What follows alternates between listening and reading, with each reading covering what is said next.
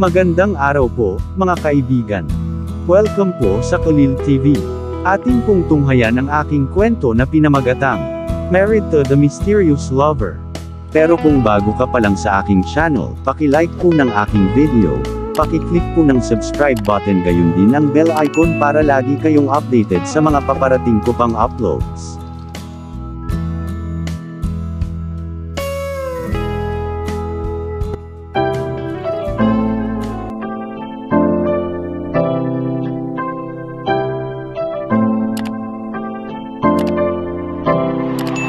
Kulil TV. Part 21. Sa presidential floor ay nakaupo si Conrad ba nakasuot isang cute na Italian suit. Kilala siya ni Jake, ngunit hindi pa siya opisyal na nakikilala ni Kian Hendricks. Siya ay cute at kaakit-akit tingnan sa kanyang suit, at siya ay maaaring pumasa para sa isang pangalawang sulyap. Nang makita niya si President De Silva na lumabas siya ng elevator at si Sabrina din, tumayo siya. Nakatutok ang mga mata niya kay Sabrina, nakapapasok lang ng tuluyan na hindi pinansin ang presensya ni Kian Hendricks na naglalakad sa harapan niya. Napatingin si Kian Hendricks sa kanya, at nakita niyang nakatitig ito sa kanyang babae. Kahit na hindi pa niya nakilala si Conrad, nalaman niya kaagad na siya ang dating asawa nito. Ngunit ang kanyang mga mata ay hindi na puno ng anumang hinaing o puot, ito ay puno ng pagmamahal at paghanga. Nang lumakad siya sa kinatatayuan ni Conrad, huminto siya at tinawag ang sekretarya. Magpadala ng order mula sa akin sa lahat ng mga sekretarya at sa receptionist. Kung may dumating para magtanong sa sinumang empleyado, kailangan niyang maghintay sa reception, at huwag hayaang ihakbang ang kanilang mga paa sa ibang mga seksyon ng kumpanya. Utos ni Kian Hendricks. Alam ni Conrad na ibinigay ang utos dahil sa kanya. Napatingin siya sa nakasimangot na mukha ng President. "Hello President De Silva," bahagyang yumuko siya sa harapan niya. Tumango si Kian Hendricks, at nilagpasan siya papasok sa opisina. Mahigpit siyang hindi pinansin ni Sabrina, at naglakad patungo sa kanyang opisina. "Excuse me Sabrina," sabi ni Conrad, naglakad ng ilang hakbang palapit sa kanya. Siya ay mukhang napakarilag at kaakit-akit. Ang kanyang kagandahan ay kumikinang at siya ay mukhang matamis at kaakit-akit sa kanyang kasuotan. Huminto siya at tumingin sa likod. Siya ay may walang ekspresyon na mukha, at nakatitig kay Conrad na parang isa itong estranghero. "Masaya akong makita kang muli Sabrina," sabi ni Conrad, ngumiti ng malawak. Kahit walang ekspresyon ang mukha ng kausap niya, nakangiti pa rin siya. Tumango si Sabrina at naka-poker face siyang tinitigan. May konsensya pa itong lalaking ito nang umiti sa kanya pagkatapos ng lahat ng ginawa nito sa kanya. "I want to invite you over for dinner tonight, can you give me the honor of accepting my invitation?" Casual na sabi ni Conrad. Nakatitig pa rin ito sa kanya nang may magiliw ng ngiti. Sa pagkakataong ito, nagulat ang mga sekretarya na may kausap na ibang lalaki si Miss Sabrina Castillo. May mga bulungan at nag-aalinlangan ang mga nag-aakalang maaaring makipagrelasyon siya sa president sa kung ano ang una nilang pinaniniwalaan. "I have dinner tonight with a couple of friends, I won't be able to honor your invitation." Sa wakas ay kinausap siya ni Sabrina. "Paano bukas? Susunduin kita pagkatapos ng trabaho," mungkahi ni Conrad. Nakita ni Sabrina na nasa kanila ang atensyon ng lahat, at nakatayo rin si Jake sa harap ng opisina ng president. Naging hindi siya komportable at sinabi niyang tawagan siya ni Conrad bukas para paalalahanan siya. Tumango ito at nagpaalam sa kanya bago umalis sa presidential floor ng De Silva's company. Dapat siyang sumang-ayon na ang kumpanya ang pinakamalaki sa buong lungsod. Ang mga empleyado at ang istruktura mismo ay karapat-dapat na mapansin. Siguradong isa si Sabrina sa mga matataas na empleyado na nakakuha ng opisina sa presidential floor ng kumpanya. Kaya niyang sumakay sa parehong elevator kasama ang president ng kumpanya. Siya ay naging isang mahalagang tao sa kasong iyon. Iniisip niya kung ano ang magiging reaksyon nito kapag nakita siya nito. Ngunit mali ang kanyang iniisip. Napakalma niya at sinagot siya ng maayos. Masaya siya. Ginawa niya ang kanyang araw. Masaya siyang sumakay sa kanyang sasakyan at pinaandar ito. Todong ngiti siya sa buong araw. Samantala, sumirit si Sabrina at pumasok sa kanyang opisina pagkaalis ni Conrad. Hindi niya maisip ang isang karumal-dumal na tao na nauna na dumating sa kanya ng napakaagang oras. Dinala niya ang kanyang miserableng sarili para sirain ang araw niya. Paano siya makakapag-concentrate sa araw-araw na trabaho kapag ang alaala ng pangit na mukha ni Conrad ang unang sumalubong sa kanya sa opisina? Magbibigay siya ng matinding babala sa mga sekretarya, higit pa sa ginawa ni Kian Hendricks. Mula ngayon kung may pumunta sa kanya para sa hindi opisyal na dahilan, ang gayong tao ay dapat tanggihan at hindi papasukin, at hindi rin sila dapat tumawag sa kanya. Binuksan ni Jake ang kanyang pinto at pumasok. Naglakad siya patungo sa babae ng kanyang kapatid na umupo sa kanyang upuan at mukhang galit na galit. Nakapatong ang siko niya sa desk at nakalagay ang palad sa baba. Ano ang gusto ng iyong dating asawa? Tanong ni Jake, nakaupo sa harap niya at pinagmamasdan ang malungkot niyang mukha. Sumirit si Sabrina sa sumunod na pagkakataon. Ang gayong tanga na dumarating upang makita ang isang tao ng maaga sa trabaho ay hindi dapat hilingin ng sinuman. Dumating siya para sirain ang mood ko, sabi ni Sabrina at nagngalit ng ngipin. Mukhang excited siya habang kausap ka. Baka gusto niyang ituwid muli ang mga bagay sa inyong dalawa. Tanong ni Jake. Galit na tinitigan siya ni Sabrina. Galit na galit ang mga tingin nito na para bang lalamunin siya ng buo. Jake, lumabas ka sa opisina ko. Seryoso na siya. Tumayo si Jake.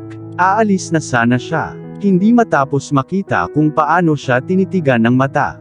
Yeah sure, sabi niya at naglakad na palabas. I will tell my brother, someone wants to take his heartbeats away from him, sabi niya sa pintuan at mabilis na lumabas. Natatawa siya at hindi niya namalayang nasa labas ng opisina niya ang kapatid. Nakatingin sa direksyon ng opisina ni Sabrina nang bumukas ang pinto, at nagmamadaling lumabas ang kapatid niya na tahimik na tumatawa. Umiti si Sabrina at umiling. Akala niya ay magagalit ito sa kanyang saloobin na paalisin siya sa kanyang opisina kapag boss niya ito. Ngunit sa halip, mayroon pa rin siyang katatawanan na makipagbiruan sa kanya. Gusto niya kung gaano kadali ang pakikitungo ng mga miyembro ng pamilya De Silva. Pagkalabas ni Jake at nakita ang kanyang kuya na walang ekspresyon na nakatingin sa kanya, tumigil siya sa pagngiti at inayos ang kanyang suit. Nagseryoso siya at tinanong si Kian Hendricks, may maitutulong ba ako sa iyo? Tanong niya. Bigla siyang sumulpot na opisyal. Oo, magkita tayo sa conference room at yayain si Miss Sabrina Castillo at kasama siya, deklara ni Kian Hendricks. Binigyan niya ito ng matalim na titig bago lumampas sa kanya at naglakad palayo. Yes President, nagmamadaling sagot ni Jake at nagpadala ng mensahe kay Sabrina. Hiniling ng President na pumunta ka kaagad sa conference room. Natanggap ni Sabrina ang text at mabilis na inayos ang sarili, inilagay ang kanyang pinakamagandang anyo, at tumingin sa salamin sa kanyang bag. Sinabi ni Kian Hendricks na maganda siya. Gusto niyang tingnan ito bago ang lahat. Kinuha niya ang kanyang mga file at mabilis na lumabas ng kanyang opisina. Mabilis siyang naglakad papunta sa conference room. Ngunit sa sandaling pumasok si Sabrina, lumingon ang mga ulo sa kanyang direksyon. Ang representative of the investor na nagbabasa ng isang speech ay tumigil at sinundan si Sabrina ng kanyang mga mata. Nanatili ang mga mata nito sa likuran niya at walang kamalay-malay na pinadaanan ng dila ang ibabang labi niya. Isang tanawin na nakita ng lahat ng naruroon. Nang makaupo si Sabrina ay napatingin siya sa kanyang innerwear na nakabukas sa dibdib. Then he looked at her cleavage and not knowing na nakatingin pala ang lahat, he stretched his neck trying to see further. Nagulat ang lahat sa sobrang pagnanasa niya sa isang babae ng lantaran. Nagpalitan sila ng tingin at marami ang nagpout sa kanilang mga labi. Ngunit naging malamig at mabangis ang ekspresyon ng mukha ni Kian Hendricks. Halos lumuwa ang kanyang mga mata at tila sumikip ang kapaligiran. Naramdaman ni Sabrina ang mga mata na nakatingin sa kanya, at ang paligid ay tila tensyonado. Nagtataka kung bakit huminto ang nagsasalita pagkatapos niyang pumasok. Itinaas niya ang kanyang ulo upang tingnan ang nagsasalita, at ang mga mata ay nahulog sa kanya na nakatitig sa kanya. Ngunit nakatitig ito sa kanya, hindi sa mukha kundi sa isang tiyak na lugar. Sinundan ng tingin ni Sabrina at nakita niyang nakatitig ito sa cleavage niya. Hindi pa siya nakakita ng isang walang hiyang tao sa kanyang buhay. Namula siya at namula ang tenga niya. Walang kamalay-malay na tumingin siya kay Kian Hendricks na nakaupo ilang distansya mula sa kanya at nakitang namula ang mga mata nito. Pinandilatan niya ang lalaki na may intensyong pumatay. Nakakuyom ang palad niya sa isang kamao. Nakita ni Jake ang tingin ng kanyang kapatid, at alam kong malapit sa kanya ang walang karakter na lalaking ito, sinuntok na niya ang kanyang mukha. Tumayo siya para itama ang nagnanasang kasama ng hampasin ng kapatid ang kamao nito sa desk. Nagulat ang lahat. Napatalon ang ilan sa takot at biglang bumalik sa katinoan ng mapang-akit na kasama. Napalunok siya ng mariin at tumingin sa paligid, at nakita niyang lahat ay nakatingin sa kanya na may masamang tingin. Nakaramdam siya ng kaunting hiya sa kanyang kawalang hiyaan.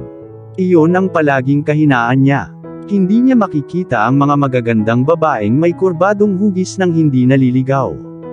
I was saying, gusto niyang ipagpatuloy ang pagsasalita ng magsalita si Kian Hendricks. Enough. This deal and partnership are over. Hindi pa ako nakakita ng walang hiyang lalaking tulad mo na tuluyang nakakalimutan ang sarili, dahil sa isang magandang babae. Maaari kong ipagpalagay na ang iyong ari ay hindi na makakahanap ng maginhawang tirahan sa iyong mga boxer, pagsirit ni Kian Hendricks sa pagitan ng mga ngiping nagngangalit. Hindi nakaimik si Mr. Ting. Siya ay isang kinatawan mula sa kanyang kumpanya upang magsilisit at magtatag ng isang bond sa pagitan ng kanyang kumpanya at ng De Silva's Company. Ano ang babalikan niyang sasabihin kapag nakabalik na siya sa kumpanya? Hindi siya pwedeng umalis nang hindi nakakahanap ng totoong dahilan para sabihin, I am sorry President De Silva para sa aking pagmamalabis. I will behave proper next time, pakiusap ni Mr. Ting. Napayuko lang si Sabrina, at nahihiyang-iangat ang mukha. Alam niyang labis ang sama ng loob at galit ni Kian Hendricks sa kapwa dahil babae niya ito. Kung siya ay sa ibang tao, ang hinaing sa walang hiyang ugali ng lalaking ito ay hindi magiging ganito kaseryoso. Tawagan ang mga securities para paalisin siya. Tapos na ang meeting na ito. Kakausapin ko ang president mo, deklara ni Kian Hendricks at tumayo. Nag-walk out siya at kinuha ng mga secretary niya ang files niya at sumunod sa kanya. Tumayo ang lahat at nag-walk out din si Sabrina.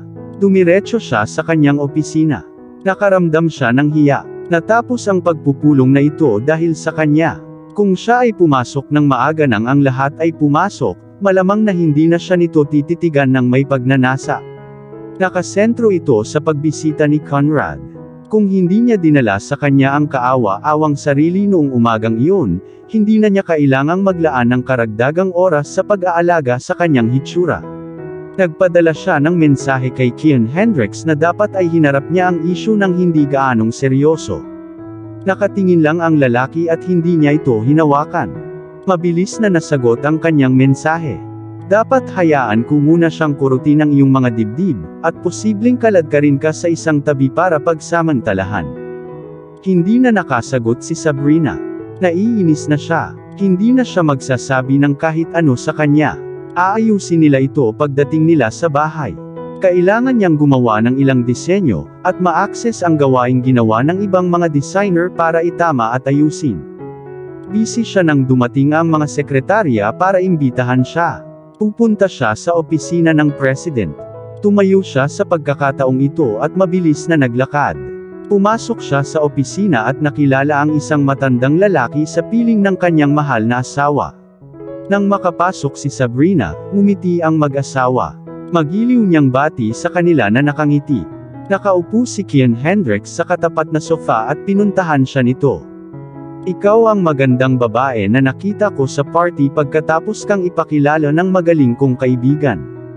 Hinahangaan ko ang pagiging simple mo at ngayon, nandito ako dahil sa iyo, deklara ng matanda. Masyado mo akong pinupuri sir, nahihiyang sagot ni Sabrina. Umiti si Kian Hendricks. Natutuwa siyang lumapit ito at umupo sa tabi niya. Mas maganda ka sa inaakala ko, papuri ng babae sa tabi ng matanda. Ang ganda ng babaeng ito. Nais niyang maging kanyang daughter-in-law. Salamat ma'am, sagot ni Sabrina, na sinulyapan si Kian Hendricks na nakangiti sa gilid ng bibig. This is Mr. and Mrs. Rowena Gomez and this is Miss Sabrina Castillo, our company senior designer, pagpapakilala ni Kian Hendricks. Tumayo si Sabrina at nakipagkamay sa mag-asawa. Pagkatapos ay nagsimula ang negosyo nila. Nakipagsosyo sila sa De Silva's Company para makagawa ng ilang partikular na bilang ng mga disenyo para sa kanilang mini design company. Wala silang mahanap na mas maaasahang kumpanyang makakatransaksyon, kaya na-trace nila si Sabrina at natagpuan siya sa De Silva's Company.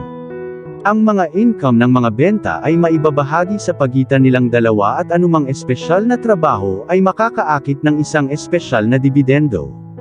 Pumirma sila ng kontrata at sinabi ni Mr. Gomez bago umalis, I wouldn't mind if you can have a romantic relationship with my son, mungkahi niya. We are together, she's my woman. Sagot ni Kian Hendricks. Hindi na siya magtatago. Ang ganda ni Sabrina. Nako. Hindi ko alam. Magiging magaling kayong mag-asawa, at magiging maganda ang mga anak ninyo, sabi ni Mr. Gomez. May dalawa na kaming anak, sabi ni Kian Hendricks sabay hawak sa kamay ni Sabrina. Umiti si Sabrina at sumulyap sa kanya. Gusto rin siyang sumulyap ni Kian Hendricks at nagtama ang kanilang mga mata. Nakangiti silang dalawa sa isa't isa. Hinangaan sila ng nakatatandang mag-asawa at nakita nila kung gaano kaganda ang mga nakababata. Si Kian Hendricks at ang kanyang asawa ay nagmamahalan. Sana maimbitahan namin kayo sa aming kasal, dagdag ni Kian Hendricks. Naging basa ang mga mata ng matandang babae. Mahal na mahal niya ang kanyang asawa. We look forward to it. Naway mapuno ang inyong buhay ng lahat ng kaligayahan sa mundo. Swerte niya sa kanila at ngumiti lang ang asawa. Nagpaalam sila sa kanila nang sila ay umalis. Gustong umalis ni Sabrina ngunit hinawakan siya ni Kian Hendricks sa kanyang braso at hinila. Hindi niya inaasahan ang ganoong puwersa, nahulog siya sa kanyang dibdib at niyakap siya ng mahigpit. Pinilit niyang kumawala sa pagkakahawak nito, ngunit habang sinusubukan niya, mas lalo siyang niyakap nito. Hindi nagtagal ay hindi na siya muling nagpumiglas at huminto. This is an office, Kian Hendricks. Nagdahilan si Sabrina. Kaninong opisina, sa akin o sa iba? Tanong ni Kian Hendricks na iniangat ang ulo para titigan siya. Marami kang admirers ngayon at nagseselos ako. Iniisip ko na kailangan kong ilagay ang aking selyo sa iyo at alisin ka sa iisang populasyon. Hindi ko hahayaang kunin ka ng iba sa akin, wika ni Kian Hendricks. Napangiti si Sabrina. Hindi niya alam kung matutuwa ba siya o hindi.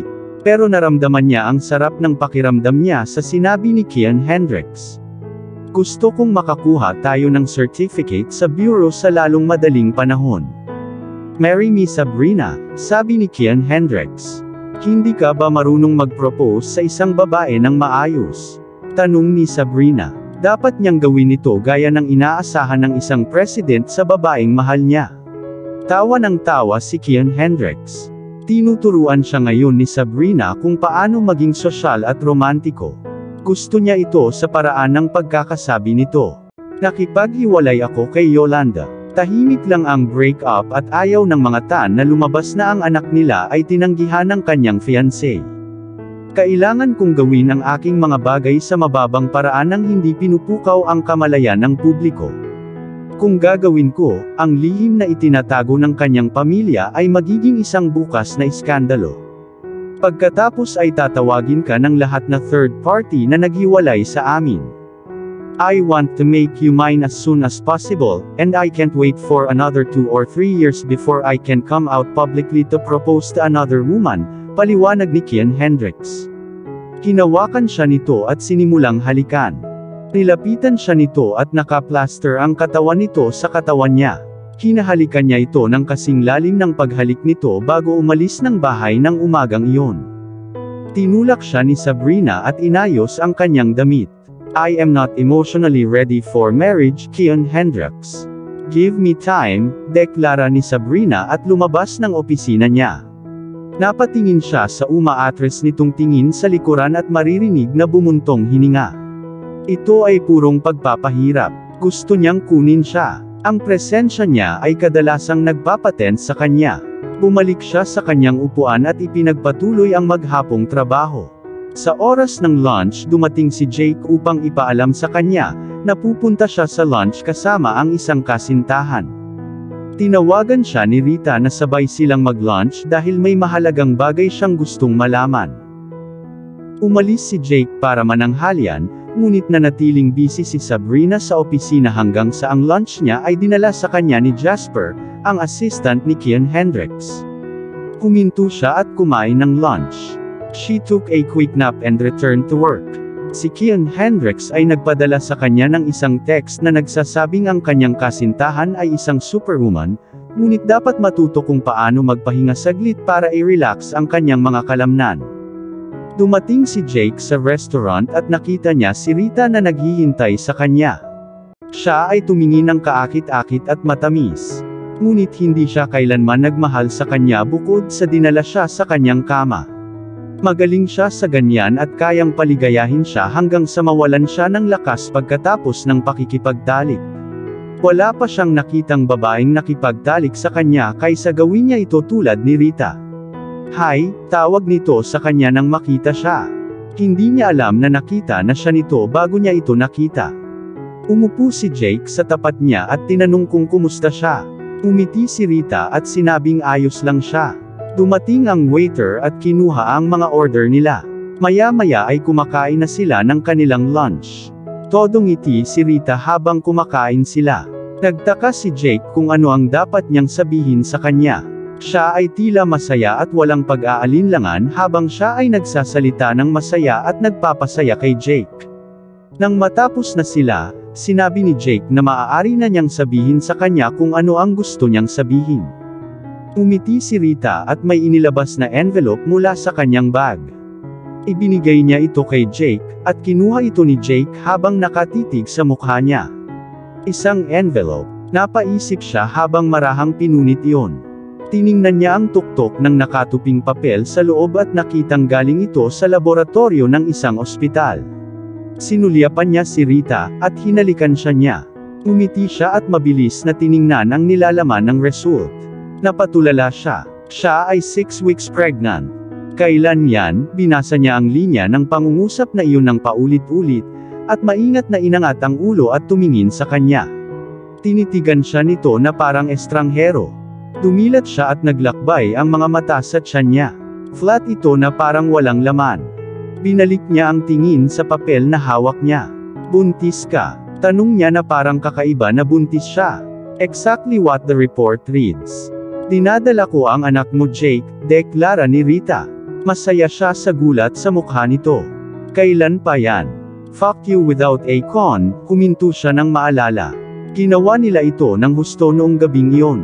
Tinanggal niya ang kondom nang itinapal nito ang kanyang mga dibdib sa kanyang katawan, na muling nag-alab ng pagnanasa. Diretso lang ang kinuha niya. Minsan na niyang ginawa iyon at ngayon ay nabuntis siya. Muli siyang tumingin sa kanya at sinabing, pumunta na sila sa kotse niya. Sa halip na si Rita ang nag-imbita sa kanya, binayaran niya ang bill mula sa kanyang card at sabay na lumabas ng restaurant. Sumakay na sila sa sasakyan at tinanong siya ni Jake kung kanya ba ang pinagbubuntis. Nabigla si Rita sa tanong niya. I have only been sleeping with you. But if you want to know, there's a way of performing DNA kahit nasa tiyan pa ang bata, sagot ni Rita at sumitsit. Natahimik si Jake. Kung ang pagbubuntis ay tunay na kanyang ginagawa, siya ay magiging masaya na magkaroon ng isang sanggol sa lalong madaling panahon. Mula nang makita niya sina Caleb at Khalil, ang mga cute na batang iyon, hinangaan niya sila at gusto niyang magkaroon din ng mga cute na bata tulad nila. Ano ang gusto mong gawin tungkol dito? Tanong niya. Gusto niyang itago niya ito at ibigay sa kanya ang sanggol. Ngunit kailangan niyang marinig kung ano ang kanyang intensyon. Depende iyan kung gaano kakahanda na maging ama ng sanggol, sagot ni Rita.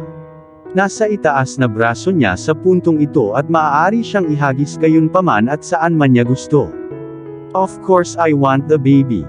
That's why I am asking you, naging seryoso si Jake. Sinubukan niyang kunin ang kamay ni Rita ngunit umiwas ang babae sa pagkakahawak niya. You know what to do if you want me to give birth to your child. I can't be a mother of an illegitimate child, deklara ni Rita at nagpout ng labi. Kumunot ang noo ni Jake. Tumingon siya at binigyan siya ng masusing tingin. Ano ang ibig niyang sabihin? Humihingi ng kasal sa kanya. Paano kung hindi pa siya handang pakasalan siya o hindi pa siya handang magpakasal? Ano ba talaga ang sinasabi mo, Rita? Tanong ni Jake na nagbago ang tempo ng boses niya. Hindi siya maganda sa ngayon. Kailangan nating magpakasal kung gusto mo itong sanggol sa aking tiyan upang makita ang liwanag ng araw.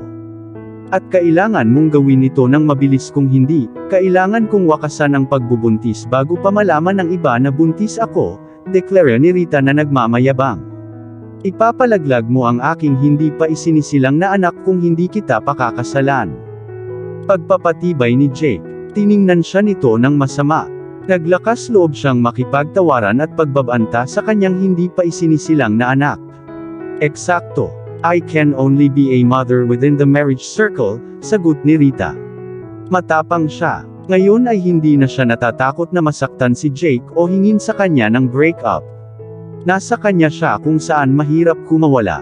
Tiningnan siya nito nang nakangisi at mukhang hindi makagalaw ang dalawa.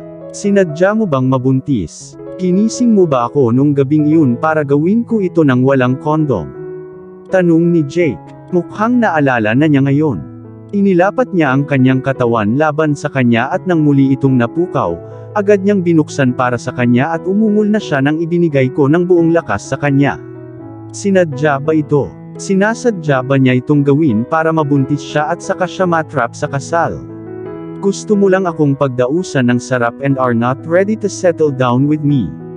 So I let you fuck me without a condom, walang hiyang sagot ni Rita at sinamaan siya ng tingin. You trapped me, galit na galit si Jake. Paano mabibitag ng isang babae ang isang lalaki para pakasalan siya habang buntis? Paano kung hindi niya ito mahal? Kasal lang ang mahalaga sa kanya. Hindi na siya sinagot ni Rita. Pinandilatan lang siya nito muli at lumabas sa pangungusap na, gawin mo ang dapat mong gawin ng mabilis.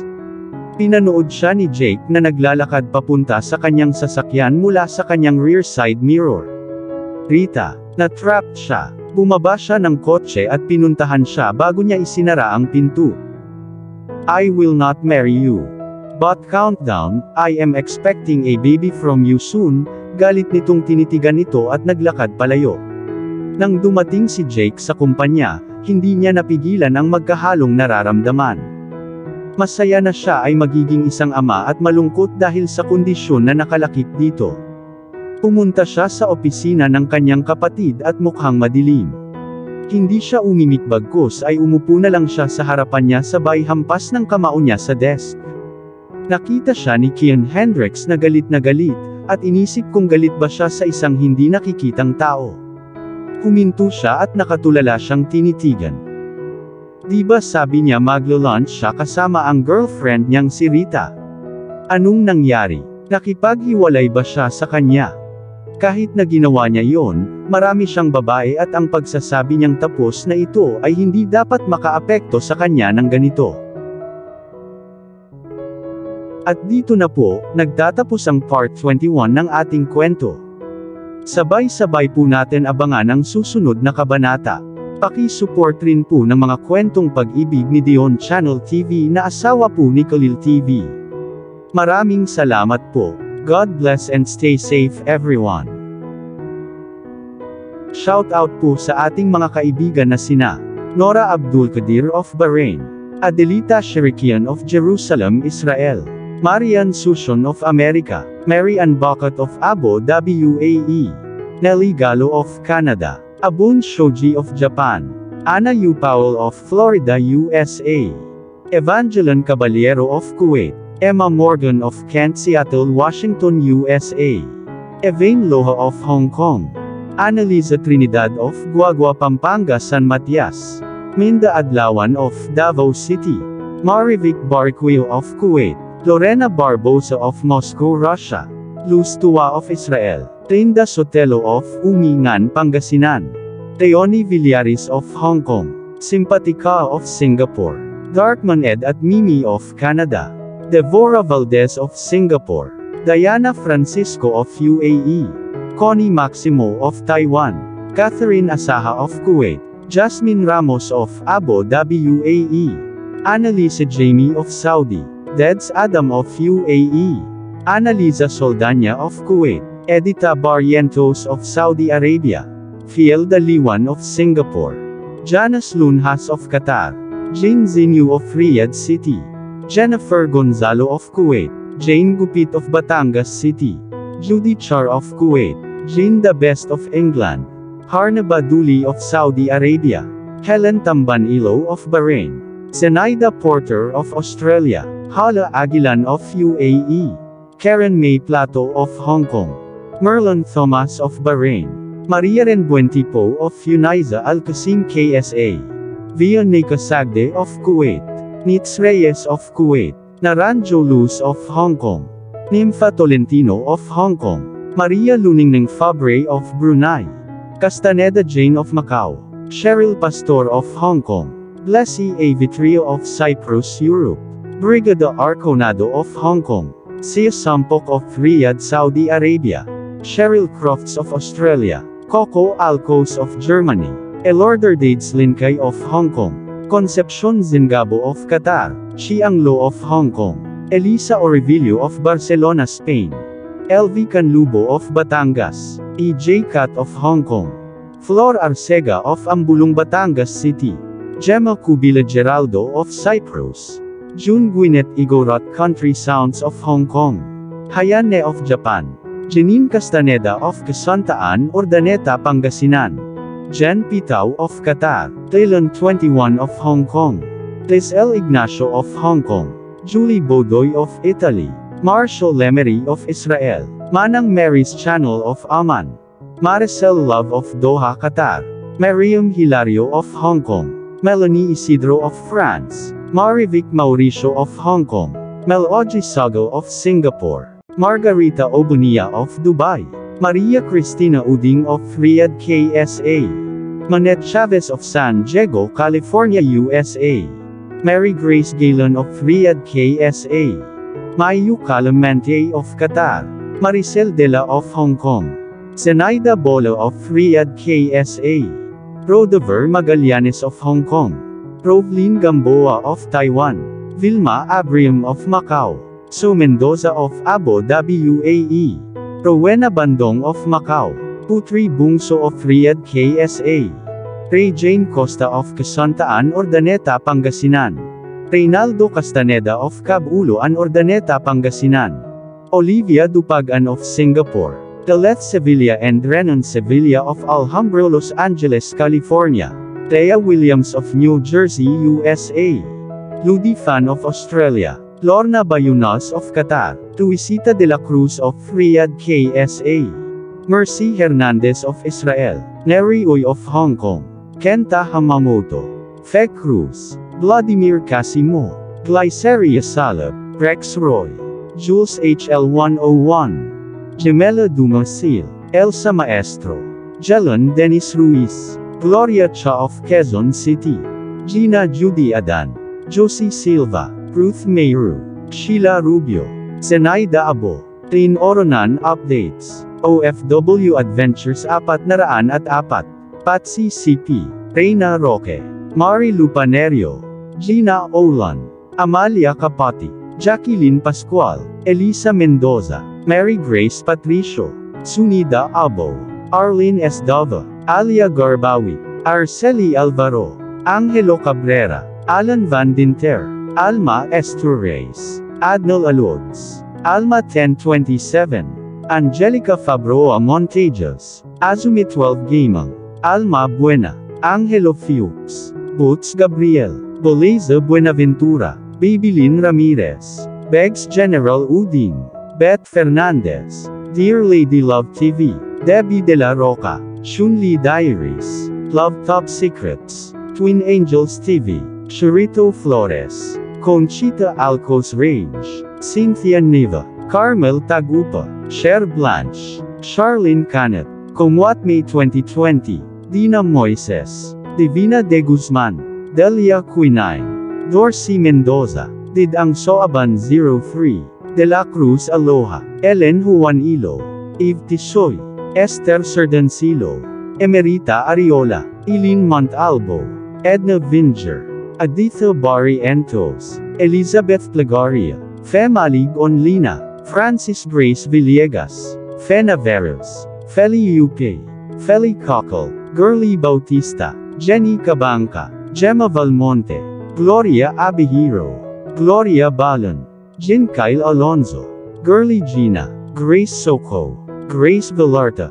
Hani Habibi, Helen Santiago, Imelda Palma, Imelda Castillo, Jenny Joy Ruiz, Juliet Tamayo, Jeff Felgayo, Jomelon Angelical, Jennifer Bilo, Jeannie Malig On, Jeliv Guevara Ganelo and family, Prince Ravai Olive Apple, Papa Apple, Jake Osmond and Daddy Sam, Jussie Baking, Jennifer Alamada, Joyet Barrientos, Kat Pablo, Leilani Cordero, Leonora Laban, Rina Ayo, Luz Templo Nuevo, Deleth Aceveda, Lena Palail, Lorna Friele, Teonila Montemayor, Leonard Brown, Leile Ine Aquino, Lucy Laman, Clean Morales, Teja Sabijan, Marizel Varona, Madel Fuerzos, Merlon Basarte, Mirna Catinina, Miss B, Marivic Malyosa, Margarita Lagumbay, Madam Tinapay, Melody Especially Anola, Maricar Martinez, Mary Jane Rolutin,